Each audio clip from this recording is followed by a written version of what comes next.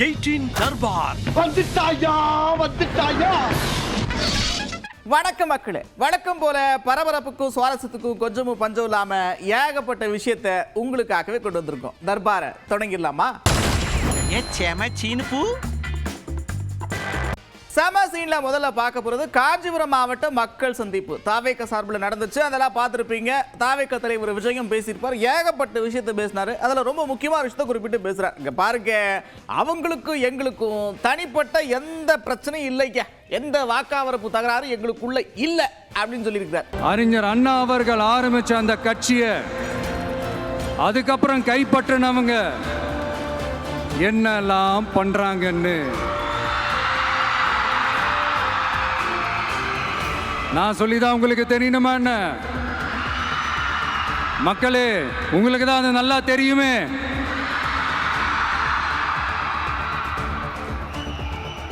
தனிப்பட்ட முறையில் எங்களுக்கும் அவங்களுக்கும் எந்த பிரச்சனையும் கிடையாதுங்க.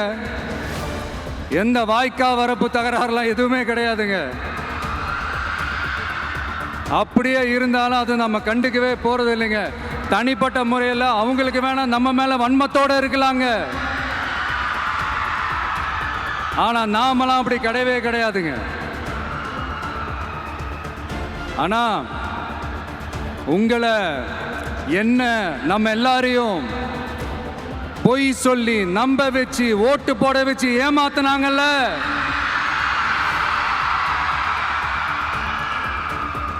அப்படி ஏமாத்தி ஆட்சிக்கு வந்து நல்லது செய்யற மாதிரி நடிக்கிறாங்கல்ல, நாடகம் ஆடுறாங்கல்ல,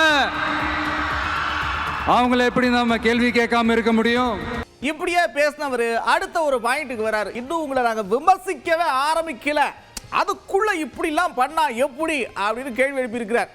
பாப்பா பவள விழா பாப்பா, நீ பாசாங்கு காட்டாத பாப்பா, நீ நல்லவர்கள் போல் நடிப்பதை பார்த்து நாடே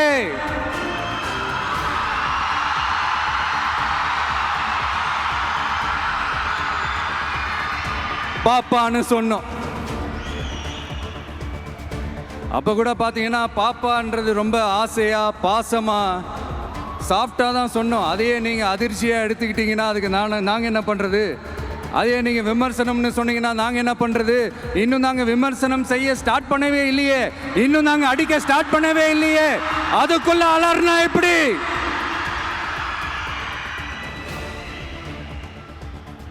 அதனால உங்க அரசவை புலவர்கள் யாராவது இருந்தாங்கன்னா கர்ச்சீஃப் எடுத்து அவங்க கண்ணீரை துடைத்து விடுங்கள். இப்படியே பேசினவர் அடுத்து என்ன தெரியுமா சொல்றாரு? ஏண்டா தொட்டோன்னு வருத்தப்படுற நாள் வரும், நிச்சயமா வரும் அப்படின்னு சொல்றார். மர்மயோகின்ற ஒரு படத்துல அவருடைய கேரக்டர் பேர் வந்து கரிகாலன். அதுல ஒரு சூப்பர் டயலாக் ஒன்று சொல்லியிருப்பாரு. குறி வைத்தால் தவற மாட்டேன், தவறுமானால் குறியே வைக்க மாட்டேன்.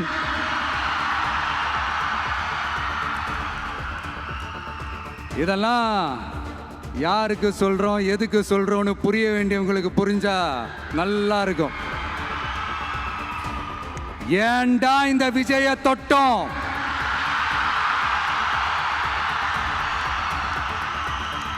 ஏண்டா விஜய் கூட இருக்கிற அந்த மக்களை தொட்டோம்? நினைச்சு நினைச்சு நினைச்சு ஃபீல் பண்ண போறீங்க. ஆமா, என்ன எப்ப பார்த்தாலும் அவங்கள ஃபாலோ பண்றவங்க எல்லாம் இப்படித்தான் இருப்பாங்க அப்படின்லாம் சொல்லிக்கிட்டு இருக்கிறீங்க. இதெல்லாம் சரிதானா? இங்க பாருங்க, அவங்க தான் ஆச்சரிய குறி அப்படின்னு சொல்லியிருக்கிறார். மக்கள் எல்லாரும் உங்களுக்கு தற்குறிகளா?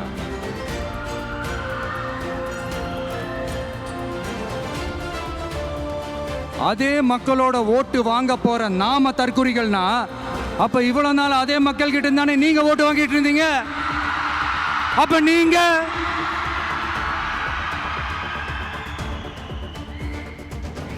அந்த மக்களுக்கு நீங்க காட்டுற மரியாதையும் நன்றியும் இதுதானா? ஒண்ணு மட்டும் சொல்றேன், எழுதி வச்சுக்கோங்க. இந்த தற்குறின்னு சொல்றீங்கல்ல, இந்த தற்குறிகள்லாம் ஒன்னா சேர்ந்துதான் வாழ்நாள் பூரா விடையை கண்டுபிடிக்காத முடியாத அளவுக்கு உங்க அரசியலே ஒரு கேள்விக்குறியாக்க போறாங்க.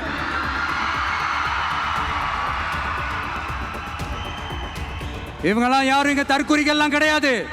இவங்க எல்லாரும் தமிழ்நாட்டு அரசியலோட ஆச்சரியக்குறி.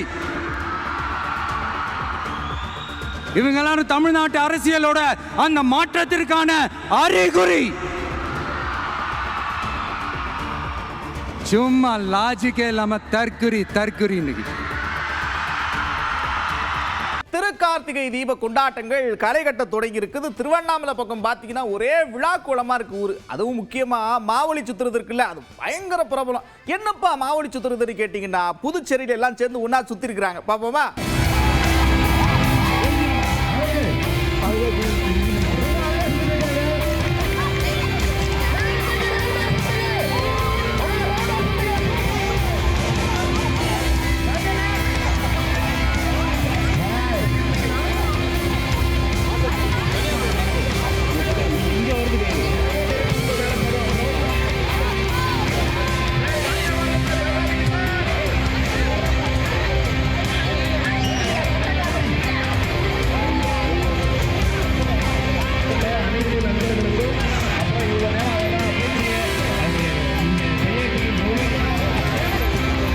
சேலம் பக்கத்தில் ஒரு சூப்பரான விஷயம் பண்ணியிருக்கிறாங்க பாருங்க. இயற்கை மருத்துவ தினத்தை கொண்டாடும் விதமா மருத்துவ மாணவர்கள்லாம் ஒன்னா சேர்ந்து காந்தியடிகளுடைய உருவத்தை அப்படி கண்ணு முன்னாடி நிறுத்தியிருக்கிறாங்க.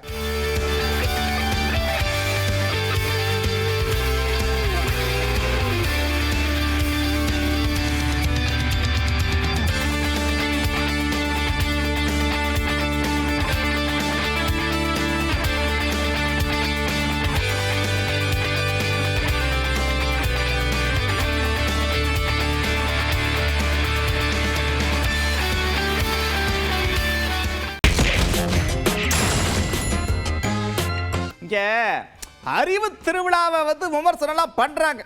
அவங்களுக்கு என்ன சொல்ல வரேன்னா, அறிவு திருவிழா அப்படின்னா அறிவில்லாதவங்களை திட்டுறதும் அறிவு திருவிழா தானே அப்படின்னு திமுக தரப்புல விளக்கம் கொடுத்திருக்கிறாங்க. பல நூல்கள், அறிவு சார்ந்த நூல்கள் மக்களிடம் விற்பனை செய்யப்பட்டன.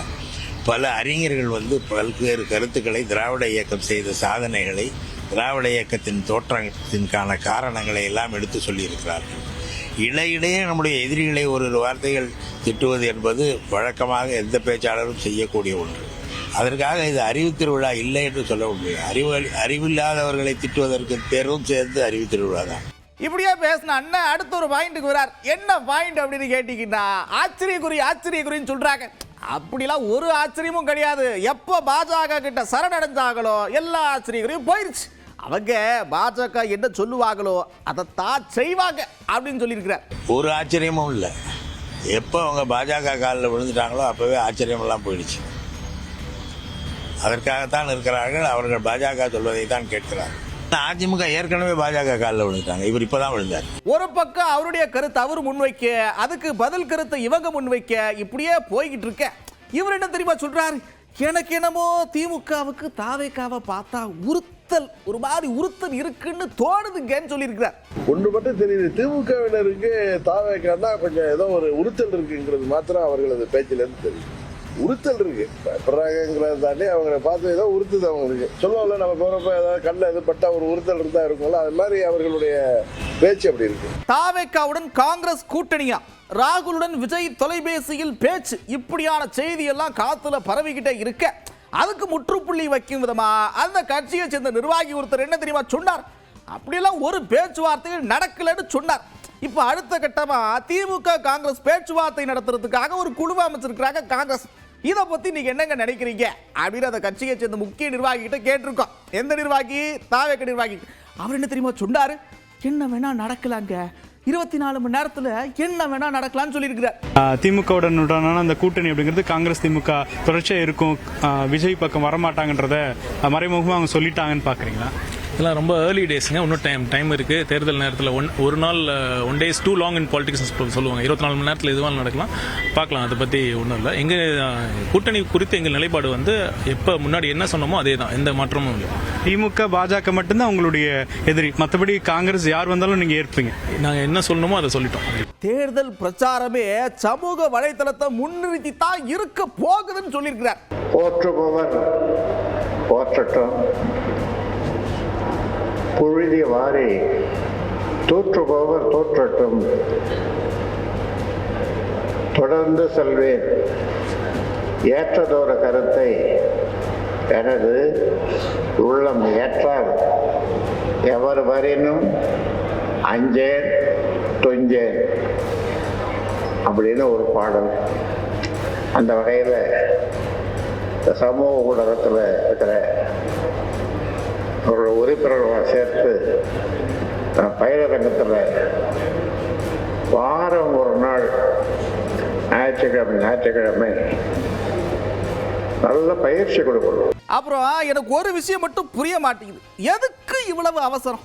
இவ்வளவு தீவிரமா வேலை செய்றீங்களே, இவ்வளவு குறுகிய காலத்துல இந்த வாக்காளர் சிறப்பு தீவிர திருத்த பணியில சரியா பண்ணிட முடியுமா அப்படின்னு கேள்வி எழுப்பியிருக்கிறார் நாம் தமிழர் கட்சியின் தலைமை ஒருங்கிணைப்பாளர் சீமான். நீங்க ஒரு 10 நாளைக்குல 5 கோடி பேருக்கு இந்த எஸ்ஏஆர் இந்த படிவத்தை கொடுத்துட முடியும்னா, நாங்க சாதிவாரி கணக்கெடுப்பு எடுக்க சொல்றோம்ல, அதுல என்ன 10 நாள் எடுக்க முடியறவங்களால அதையும் எடுக்க முடியாது. நீங்க அதுல இருக்கிற குளறுபடியை நீங்க பாக்குறீங்க. இதை கொடுத்து ஒரு இது கொடுத்து அதை பதிவு பண்ணி நீங்க கொடுத்தா பிப்ரவரி 7ஆம் தேதி இறுதி பட்டியல அறிவிப்பேங்கிறீங்க.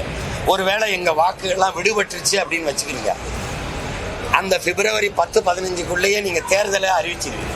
தேர்தலை அறிவிச்சிட்ட பிறகு மறுபடியும் என் வாக்கு விடுபட்டு போச்சு, இதை பதிவு பண்ணி நாம் திருப்பி வந்து என் வாக்கை புதுப்பிக்க கால அவகாசம் இருக்குமான்னு நீங்க வச்சுக்கோங்க. இருக்குமா? இவ்வளவு அவசரமா இந்த வாக்கு சரி இது சீர்திருத்த வேண்டிய தேவை என்ன இருக்கு? சரி பார்க்க வேண்டிய தேவை என்ன இருக்கு? வண்டி ஓட்டுறவங்க, அதுலயும் குறிப்பா 2 வீலர்ல வேகமா போறவங்க தயவு செஞ்சு இதெல்லாம் பாருங்க. உங்களுடைய வேகம் பலருக்கு பல விதமான பிரச்சனைகளை உண்டாக்கும். இப்படித்தான் ஆவடி பக்கம் ஒருத்தர் ரொம்ப பொறுமையா சாலையை கிராஸ் பண்றாரு, வேகமா அந்த 2 வீலர் மோதி விபத்துல சிக்கி இருக்கிறார் பாருங்க.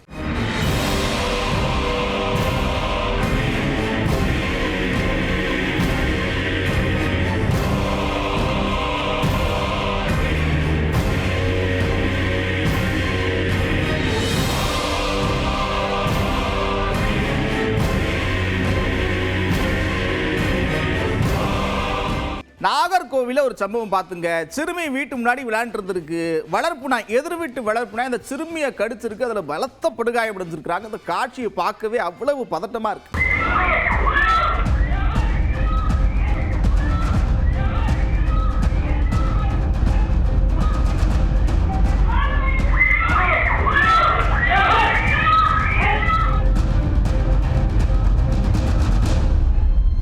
அப்புறம் என்ன, ஜாலியா சிரிச்சுட்டே ரசிச்சிட்டே பார்த்துருப்பீங்க. ஆனா கடை மூடுற நேரம் வந்துருச்சு. மறுபடியும் இதே மாதிரி ஒரு தர்பார்ல உங்களை சந்திக்கிறேன். அதுவரை விடைபெறுவது நான் நந்தா. இது 18 தர்பார்.